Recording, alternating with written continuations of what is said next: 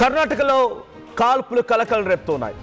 ఇద్దరు ఎమ్మెల్యేల మధ్య ఈ కాల్పుల్లో ఒకరు చాలా తీవ్రంగా గాయాల పాలై ఆసుపత్రి పాలైపోయి చికిత్స పొందుతూ మరణించారు. సో గాలి జనార్దన్ రెడ్డి, మీరు ఈ పేరు వినే ఉంటారు. గాలి జనార్దన్ రెడ్డి పైన కాల్పులు కలకలం రేపుతున్నాయి. అయితే బళ్ళారి ఎమ్మెల్యే నారా భరత్ రెడ్డి అనుచరులు సతీష్ రెడ్డికి అటు గాలి జనార్దన్ రెడ్డి సంబంధించిన అనుచరుల మధ్య ఒక్కసారిగా తోపులాట జరిగింది. తోపులాట కాస్త రాళ్ళు రుబడాలు, ఆ తర్వాత కాల్పులకు దారితీసింది.